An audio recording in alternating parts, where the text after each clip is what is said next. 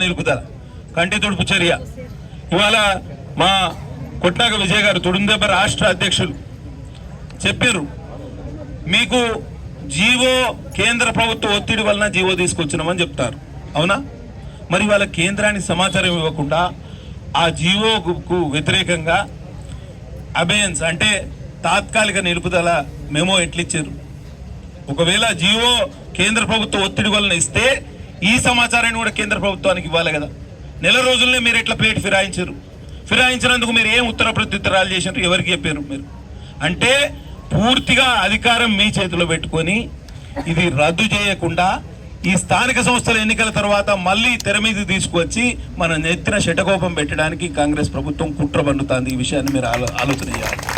339 గ్రామాల్లో ఒక్క గ్రామంలో కాంగ్రెస్ పార్టీ గెలిచినా కూడా వాళ్ళు సంకలు గుద్దుకుంటారు. మిత్రులారా, మీరు ఆలోచన చేయండి. 339 గ్రామాలు కాంగ్రెస్ పార్టీకి వ్యతిరేకంగా ఓటేసిన రోజే, కాంగ్రెస్ ప్రభుత్వానికి వ్యతిరేకంగా ఓటేసిన రోజే వాళ్ళకి కనువిప్పు కలుగుతుంది. కానీ ఈ 339 గ్రామాల్లో ఒక్క గ్రామం కూడా కాంగ్రెస్ పార్టీకి ఓటేయదు. ఇది మన భవిష్యత్తు సంబంధం. మన పిల్లలు మనల్ని క్షమించరు, మన భవిష్యత్తు మనల్ని క్షమించిన పరిస్థితి వస్తుంది. కాబట్టి మనకు అవకాశం తప్పించి ఇంకో అవకాశమే లేదు, ఇంకో ఆలోచన లేదు. కాబట్టి మీరు మంచి ఆలోచన చేయండి. ఇవాళ దండే విఠల్ గారు, తర్వాత వెడ్మ బుజ్జు పటేల్ గారు చెప్తారు ఎప్పుడు రాజీనామా చేస్తారట. ఈ జీవో అమలైతే రాజీనామా చేస్తారట.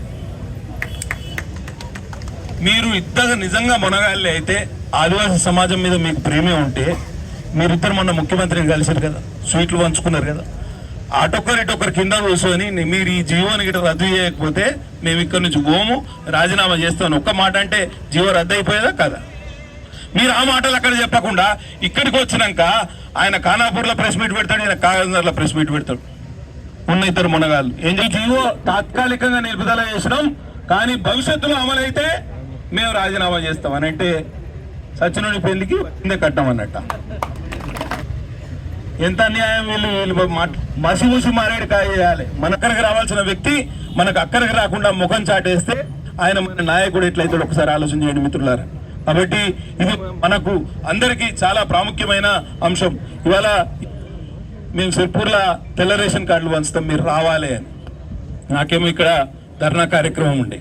తెల్ల రేషన్ కార్డు దేనికి ప్రామాణికం? మనకు ఇంటికి అడ్రస్ ఉంటే కదా తెల్ల రేషన్ కార్డు వచ్చేది. ఈ 339 గ్రామాలకు అడ్రస్ లేకుండా చేసి, ఇంటి అడ్రస్లు లేకుండా చేసి మీరు తెల్ల రేషన్ కార్డులు పంచితే దానికి అర్థం ఉన్నదా? రేపు మాకు అడ్రస్సే లేకుండా పోతుంది. 339 గ్రామాలు మొత్తం ఆ నక్ష నుంచే చెరిపివేయబడతాయి.